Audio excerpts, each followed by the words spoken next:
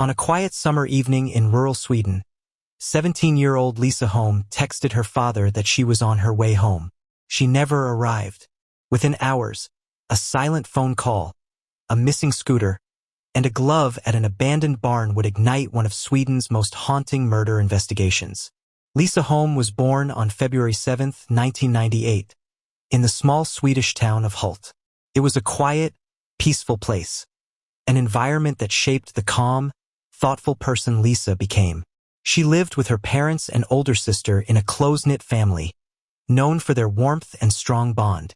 From a young age, Lisa stood out for her kind nature, her unwavering positivity, and her quiet determination. She was a girl who set goals early and worked steadily to achieve them. Even before finishing school, Lisa knew she wanted to study architecture in Australia. It was a dream that reflected her love of design, precision, and ambition. Her family often traveled together, and these experiences fueled her independence and broadened her view of the world. Lisa didn't wait for life to come to her. As a teenager, she took on part-time jobs to earn her own money. She wasn't just responsible, she was driven. By the summer of 2015, at age 17, she landed her first serious job at a small cafe, located roughly 40 minutes from her home. At first, her father drove her to and from work. But soon, wanting to support her independence, he bought her a scooter. Lisa, who had a license for it, was thrilled.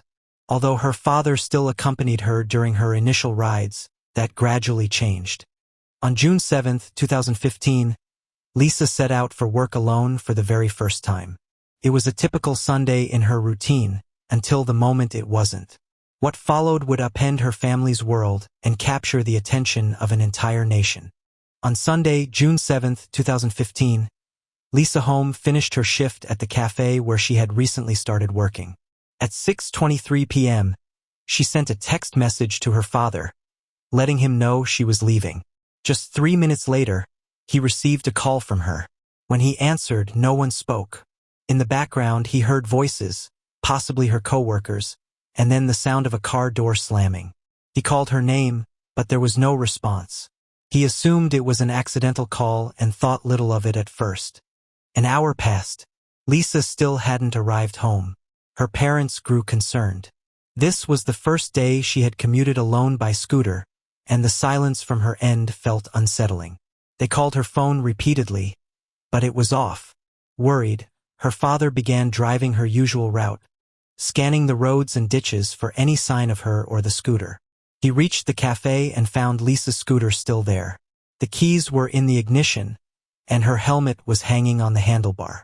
Lisa was nowhere in sight. This wasn't like her. She was always careful and responsible. The cafe itself was dark and empty. Lisa's mother contacted the cafe owner, who was unaware of Lisa's whereabouts. The owner arrived quickly and called friends to help with the search. They scoured the area. Lisa's mother and sister drove to the bus stop, hoping she had taken the bus home. But Lisa wasn't there either.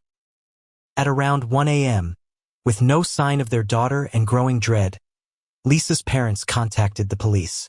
The quiet Sunday had turned into a night of fear, confusion, and unanswered questions. Something was clearly very wrong. The discovery of Lisa Holm's unattended scooter, with the keys still in the ignition and her helmet left behind, immediately raised serious concerns. Given Lisa's cautious nature, police quickly suspected abduction, a rare but deeply troubling possibility in rural Sweden. That night, search dogs were deployed, and officers canvassed houses near the cafe, hoping for any sign or witness. Lisa's friends and classmates took swift action online, spreading the word about her disappearance. On Monday morning, police formally announced Lisa was missing and called for public assistance. The community began mobilizing. Then came the first breakthrough. That same morning, a worker at a barn located directly across from the cafe noticed a glove lying on the ground and contacted authorities. Though police had previously searched the barn, they had overlooked this detail. Lisa's parents later confirmed the glove belonged to their daughter. The theory of abduction now seemed much more likely. News of Lisa's disappearance spread rapidly across Sweden. On Tuesday, more clues emerged. Search teams discovered a collection of Lisa's belongings scattered along a nearby dirt road. A phone case, a bus ticket, a receipt, and broken parts of a smartphone. Each item was later confirmed to be hers. The following day, Lisa's father and a friend returned to the same dirt road and found even more items: her driver's license and house keys. These discoveries painted a chilling picture. Someone had driven down that road and deliberately discarded her personal possessions. As the physical evidence grew, so did the fear. What began as a missing persons case was quickly turning into something far more serious. With national attention focused on Hult, investigators and volunteers pressed on, hoping the growing list of clues would lead them closer to answers. Lisa Holm's disappearance quickly transcended local concern. Within days, it dominated national headlines, becoming Sweden's top news story. Her case sparked an overwhelming response. More than 1,000 volunteers stepped forward, forming the largest search operation in Swedish history. They were joined by a local missing persons organization, combining resources with law enforcement to comb the area for answers. As public attention grew, so did the flow of tips. One particularly alarming report came from a woman who had been jogging the day before Lisa went missing. She recounted being approached by a man speaking English who asked for directions, then tried to persuade her to enter his car to help with his GPS. She refused and ran away. Days later, she identified the man as one of the workers at the barn across from the cafe. Another witness recalled seeing two men loitering near the cafe on the day Lisa vanished.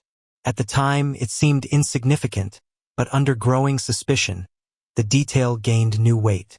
The barn, already searched once, drew fresh attention.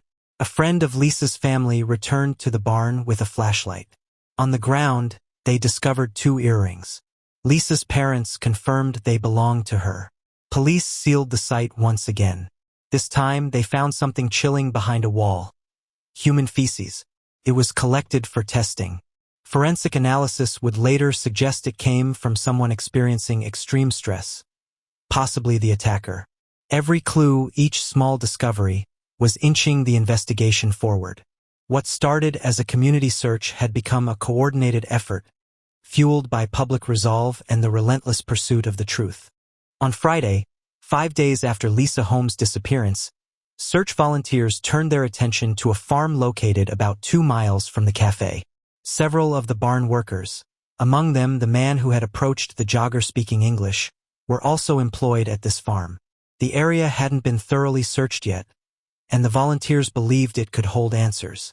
As they began combing the property, 2 men emerged and told the group the area had already been checked. They spoke English and matched descriptions provided by earlier witnesses, including the jogger and the person who had seen 2 men near the cafe. Something about their tone raised concern. Despite their insistence, the volunteers pressed on. Their persistence paid off. Under a dense pile of branches, volunteers discovered Lisa's helmet, jacket, and headphones, carefully hidden. The location was remote and deliberately concealed, suggesting intent. This discovery created a direct link between Lisa's last known location and individuals tied to both the barn and the farm. With this new evidence, investigators intensified their focus. Attention turned to a nearby house shared by 3 individuals, 2 Lithuanian brothers and the wife of one of them. They were connected to both work sites and had access to the dirt road where Lisa's belongings had been found earlier in the week. That road led directly to their residence. This moment marked a significant shift in the investigation, from a wide-reaching search to a focused examination of specific suspects. Physical clues and witness encounters now aligned. What had once been fragments of a troubling mystery were starting to form a clearer picture, inching closer to the truth behind Lisa Holm's disappearance. The investigation into Lisa Holm's disappearance reached a pivotal moment when police began questioning the men tied to both the barn and the nearby farm. The younger of the 2 Lithuanian brothers claimed that his older brother had returned home shortly after 9 p.m. on the evening Lisa went missing. At first glance, it seemed like a plausible alibi. However, forensic analysis of the older brother's phone data quickly challenged that statement. Investigators found that his phone had been turned off for several hours during the key window of Lisa's disappearance. When turned back on, its location data revealed a troubling pattern. Cell tower records placed him at all major locations tied to the case. The barn, the remote dirt road where Lisa's belongings were scattered, and the farm where her clothing had just been found. With mounting suspicion, police impounded the older brother's vehicle. There, under the back seat, they made a devastating discovery: Lisa's underwear. Forensic testing confirmed the DNA match. The evidence was no longer circumstantial. Question for you: what object found under a car seat played a key role in linking the suspect to Lisa Holm's murder? Type your answer in the comments. We're reading every one. At the farm, volunteers continued to comb through the area, refusing to let hope slip away. It was during one of these final searches that a volunteer noticed something odd: a small metal hatch in the floor of an old cowshed. It had gone unnoticed in earlier searches. Curiosity turned to dread as the hatch was opened, revealing a narrow ladder descending into darkness. The air was thick with the stench of decay. Police carefully entered the confined space below. In that hidden, windowless basement, they found Lisa Holm's body. She was tied up, her mouth sealed with tape. Her remains had been covered in lime, a clear attempt to hasten decomposition and conceal the crime. The discovery brought the week-long search to a devastating conclusion. Forensic investigators worked quickly and methodically. An autopsy later confirmed what officers had feared: Lisa had been strangled. There were no signs of sexual assault. Time of death was consistent with the day she went missing: Sunday, June 7th. The confirmation shattered the last thread of hope held by Lisa's family, friends, and community. The young woman whose life had once been filled with promise, dreams, and independence was now at the center of a crime that shook the entire nation. What had started as a disappearance had become a murder investigation. The recovery of Lisa's body marked the emotional peak of the case. It offered resolution, but not relief. Her family now faced the grief of knowing, with certainty, what had happened. The truth, long feared, was now undeniable and irreversibly real. In the months following the discovery of Lisa Holm's body, the investigation transitioned into a courtroom trial. The older of the two Lithuanian brothers stood accused of her abduction and murder. The evidence was overwhelming: cell tower data, forensic DNA, physical items linked to Lisa, and his direct proximity to every key location. The prosecution presented a case grounded in methodical investigation and hard science. Despite the weight of the evidence against him, the accused never confessed. He offered no motive, no explanation, and no remorse. His silence left a haunting void in the courtroom, offering little clarity for Lisa's grieving family. His younger brother and the wife, though questioned extensively, were not charged. Authorities cited a lack of direct evidence tying them to the crime. Ultimately, the court found the older brother guilty. He was sentenced to life in prison. The ruling provided a measure of justice, though it could never restore what was lost. The impact of the case extended far beyond the courtroom. Sweden mourned Lisa Holm not only because of the horror of the crime, but because of what she represented: a bright, kind, and ambitious young woman, full of potential. Her name became a symbol of collective action and community resilience. Thousands had searched for her. Strangers had stood shoulder to shoulder, determined to bring her home. That unity in the face of darkness remains one of the most powerful legacies of the case. Lisa Holm is remembered not solely for the tragedy that ended her life, but for the light she brought during it, and the strength her story inspired across a nation. If you found Lisa's story compelling, subscribe for more true crime cases that uncover the facts, honor the victims, and seek justice.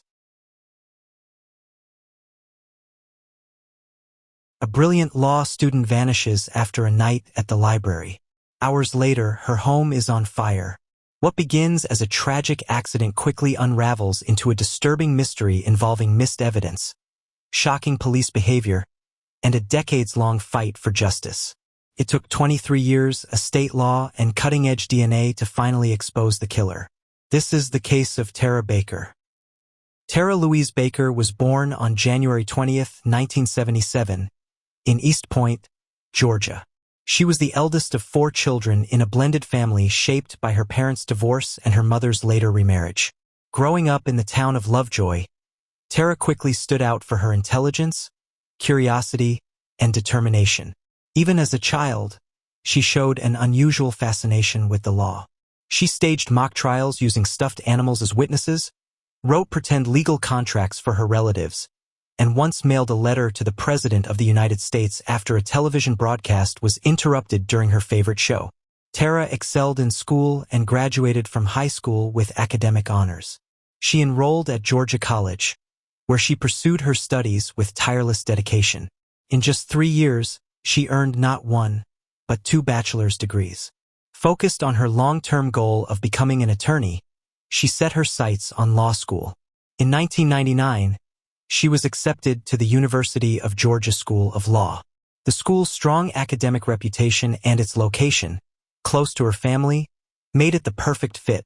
Rather than living in university dorms, Tara chose to rent a small off-campus home in Athens, which she shared with 2 other female students. Alongside her rigorous coursework, she worked part-time at a respected law firm in the city. The position gave her valuable exposure to the legal field and helped support her living expenses. By early 2001, Tara Baker was 23 years old, well on her way to fulfilling a lifelong dream. But just days before her birthday, her promising future would be cut short under circumstances no one could have imagined. On the evening of January 18, 2001, Tara Baker arrived at the University of Georgia Library with a friend to continue preparing for her law school exams. Around 7:30 p.m., her friend left, but Tara remained behind to continue studying. At 9:46 p.m., Tara called to make sure her friend had arrived home safely. During the brief conversation, she mentioned she would be leaving the library soon. That phone call would be the last confirmed contact anyone had with Tara. The following day, at approximately 6 p.m., her mother, Virginia Baker, received a disturbing phone call from a detective who asked for Tara's fingerprints. Taken aback and confused, Virginia believed it was a hoax and hung up the phone. Concerned, she contacted the police department directly. What she learned was far worse than anything she could have imagined. There had been a fire at Tara's off-campus residence, and an unidentified body had been found inside. When speaking with investigators, a detective noted that the room contained antique furniture, an unusual detail that alarmed the Bakers.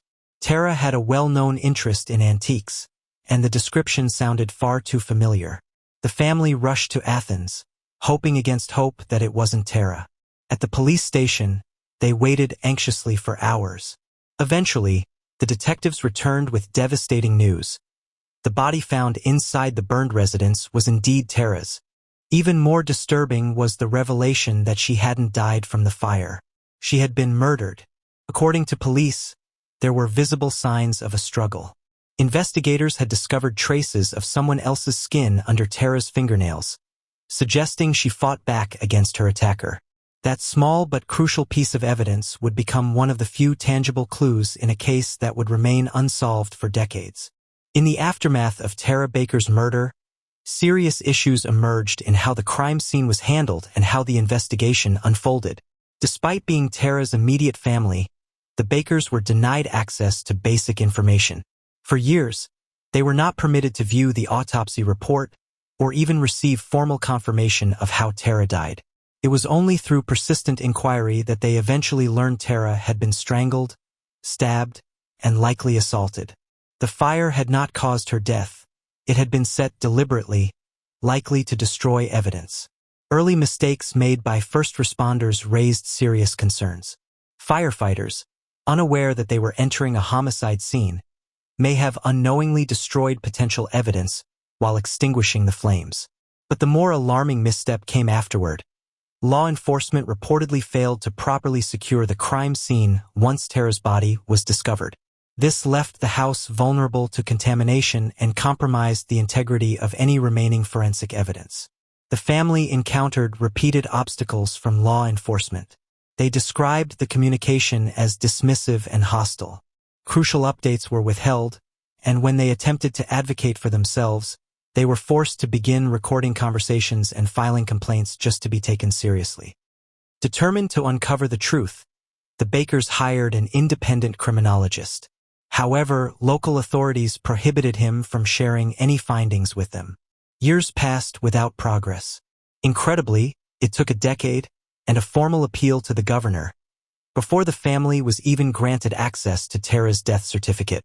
Even then, it listed only multiple injuries as the cause of death, offering no clarity or closure. This prolonged lack of transparency and professionalism added unbearable frustration to an already devastating loss.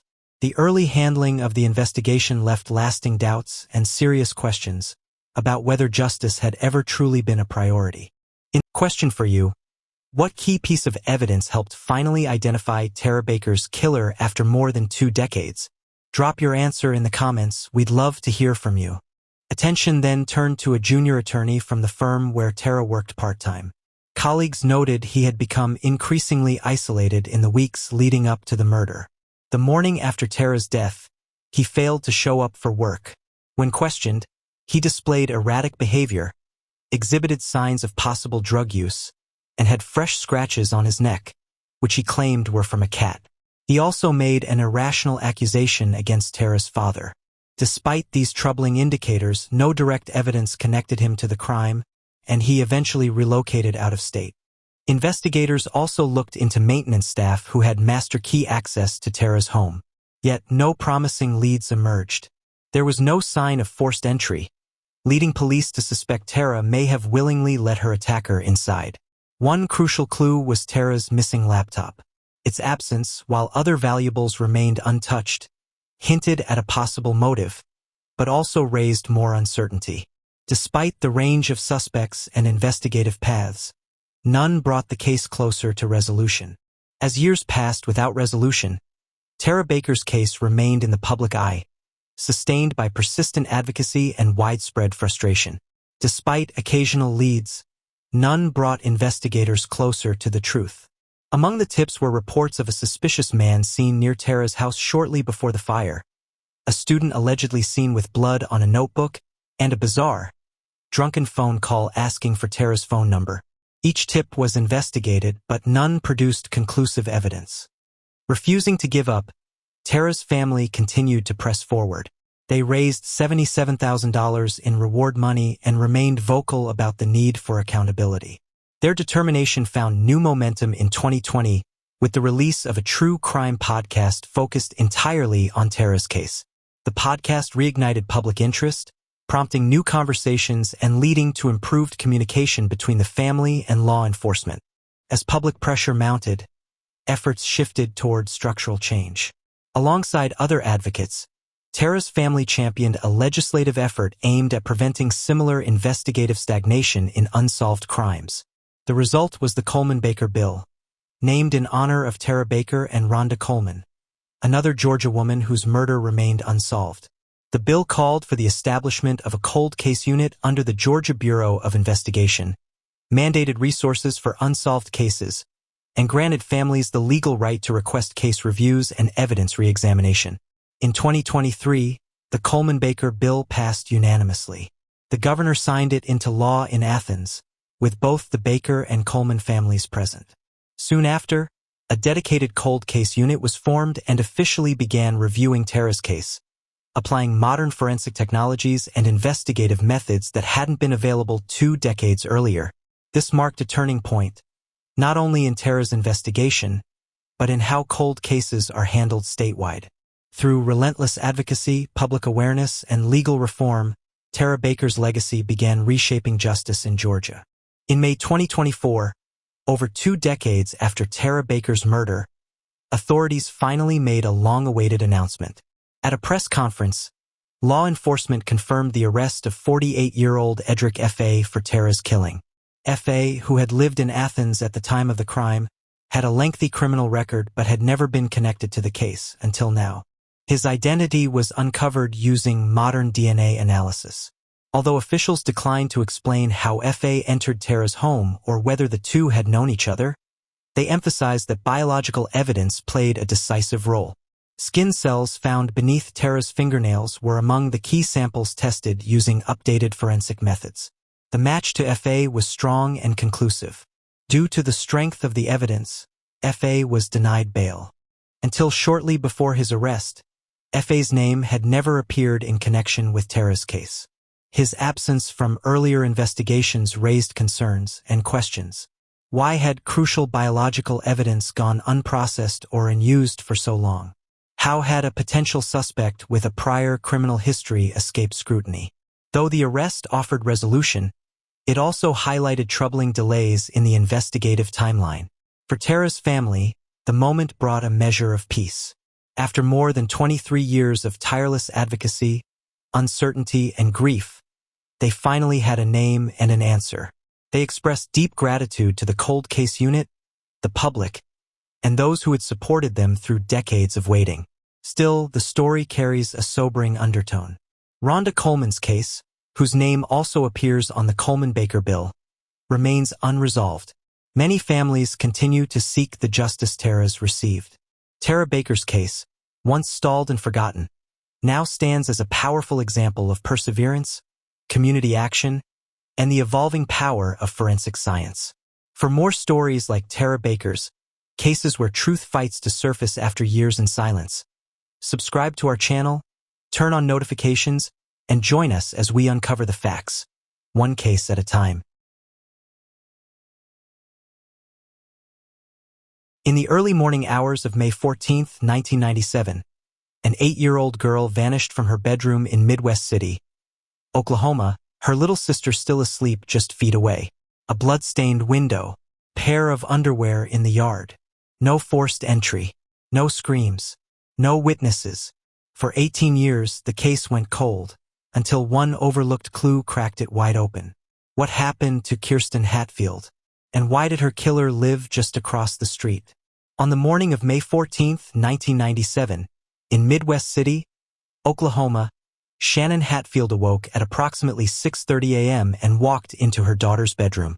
What she saw would mark the beginning of a nightmare. Her 8-year-old daughter, Kirsten Hatfield, was missing. Kirsten had been sleeping in the same room as her 3-year-old sister, Faith, but there were no signs of a struggle. Shannon immediately began searching the house, checking closets, rooms, and corners for any clue as to where her daughter could be. She quickly called family members and friends, hoping Kirsten might have wandered off or been picked up by someone she knew. No one had seen or heard from the girl. Realizing something was terribly wrong, Shannon called the police.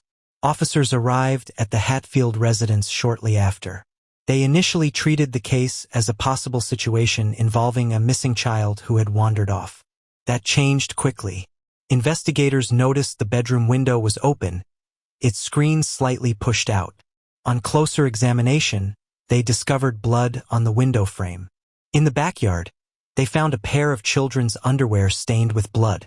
Shannon confirmed the underwear belonged to Kirsten. The evidence shifted the investigation's direction immediately. Detectives now suspected that this was not a case of a child walking away. It was an abduction. Crime scene analysts documented the area, and officers began canvassing the neighborhood for any witnesses or unusual activity during the night. Faith, the younger sister, was too small to provide many details, but she did repeat one chilling sentence. "A bad person came and took my sister." That simple statement, combined with the physical evidence, narrowed the focus of the investigation.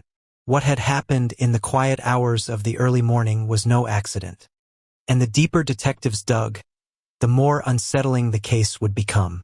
Following the discovery of Kirsten Hatfield's disappearance, police launched a thorough investigation at the Hatfield residence in Midwest City, Oklahoma.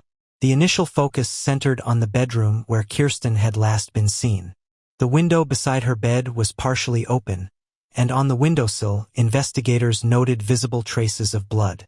The screen appeared to have been tampered with, suggesting someone may have entered or exited through the window during the night. In the backyard, officers discovered a blood-stained pair of children's underwear lying in the grass.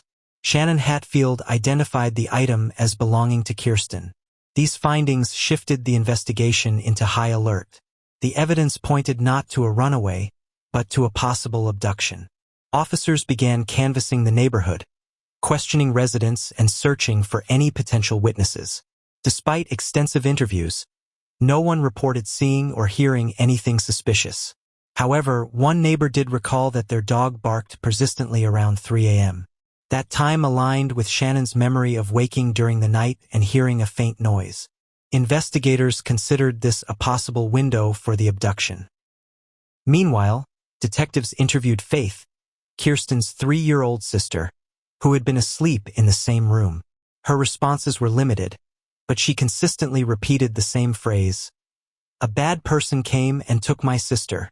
While not detailed, the statement reinforced suspicions that someone had entered the room and removed Kirsten without alerting the rest of the household. Given the absence of forced entry sounds or signs of a struggle, detectives began to theorize that the perpetrator may have been someone known to the family. They also examined Shannon Hatfield's background, noting a history of drug use. While she denied any current involvement and claimed long-term sobriety, investigators considered all possibilities. The early investigation raised more questions than answers and pointed to something deeply unsettling. In the months following Kirsten Hatfield's disappearance, detectives worked relentlessly to track down every possible lead. Tips poured in from the public, and investigators followed up on each one. Among the more serious came from a woman who suspected her boyfriend might be involved. He had a troubling criminal record, a known association with Shannon Hatfield's brother, and had reportedly made a threatening comment about Kirsten shortly before her disappearance. The tip alarmed authorities, who immediately brought the man in for questioning. But after confirming that he had been at a local bar until 4 a.m. the night Kirsten vanished, police were forced to eliminate him from their list of suspects.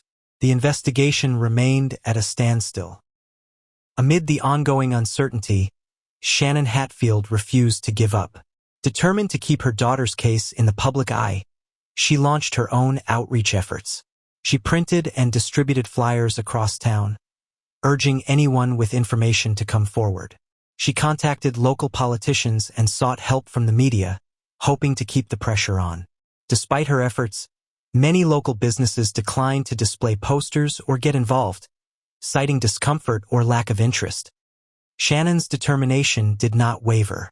She attempted to meet with the governor and eventually opened a volunteer-run center to coordinate the search. Unfortunately, that effort too faced setbacks. Some volunteers misused resources and failed to follow through on responsibilities, draining both morale and momentum. Still, Shannon continued her fight.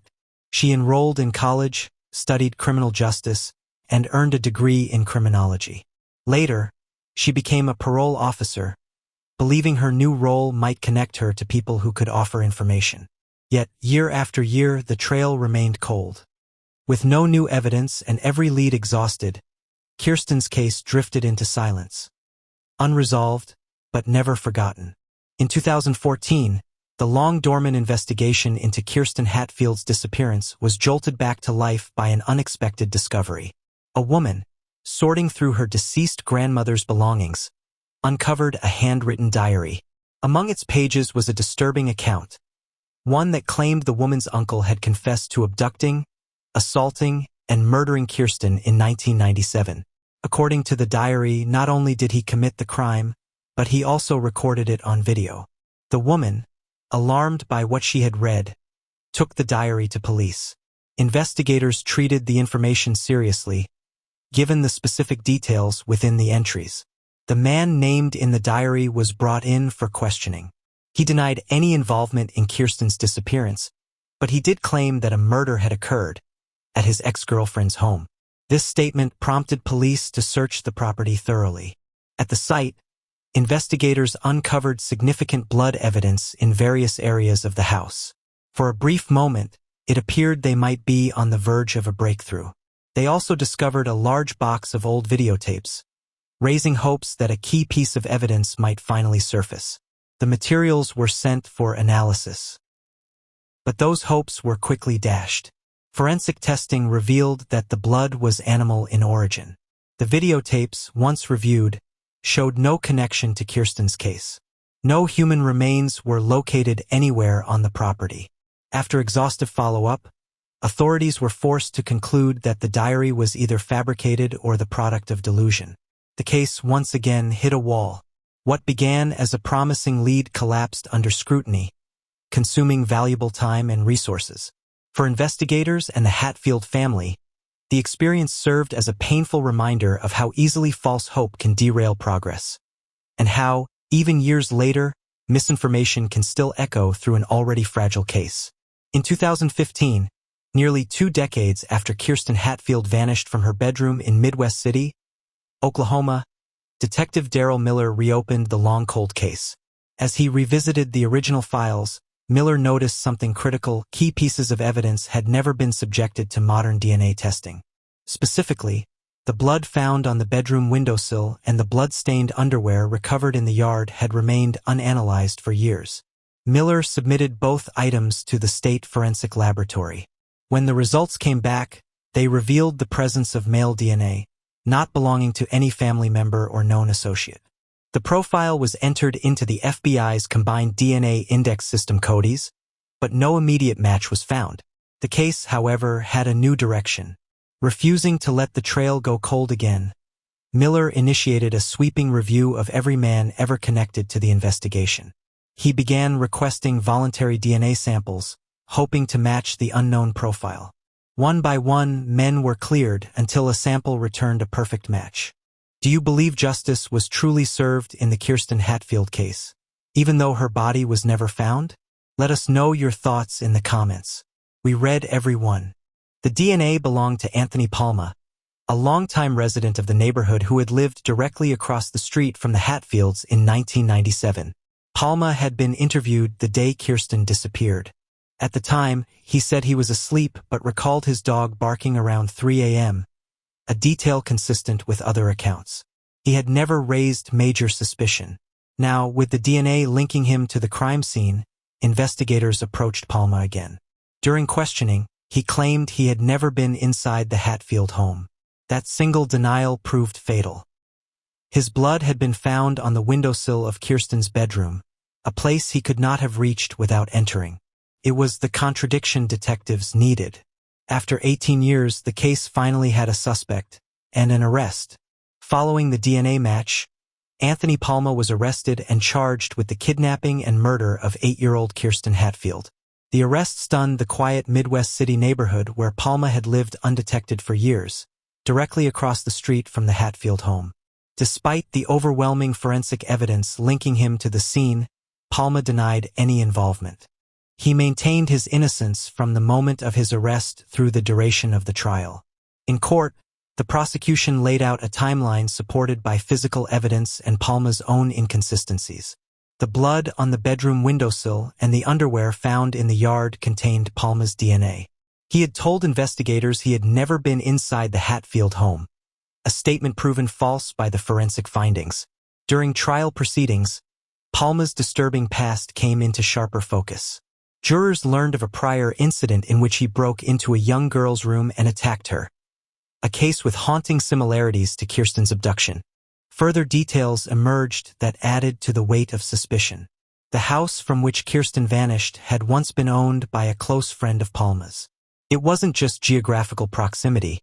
There was a personal connection to the location that added depth to the prosecution's argument. Yet, for all the evidence, one key piece remained missing: Kirsten's body. Palma was convicted and sentenced to life without the possibility of parole. But for Shannon Hatfield, justice felt incomplete. She continued to seek answers, calling and even visiting Palma in prison, pleading for information about her daughter's final resting place. He never confessed, never offered any detail that might bring closure. In 2019, the story took another grim turn. Palma was killed by his cellmate, a man reportedly outraged by Palma's crimes against a child. With Palma's death, any remaining hope of learning where Kirsten's remains might be was lost forever. The trial may have ended with a conviction, but for Kirsten's family, the pain lingers. A case closed in the legal system, yet unresolved in the deepest emotional sense. The truth of where she lies remains a question unanswered. The trial may have ended with a conviction, but for Kirsten's family, the pain lingers. A case closed in the legal system, yet unresolved in the deepest emotional sense. The truth of where she lies remains a question unanswered. If you found this case compelling and want to follow more real investigations that seek justice and uncover hidden truths, be sure to subscribe. New episodes explore cold cases, breakthroughs, and the tireless pursuit of answers, stories that demand to be heard.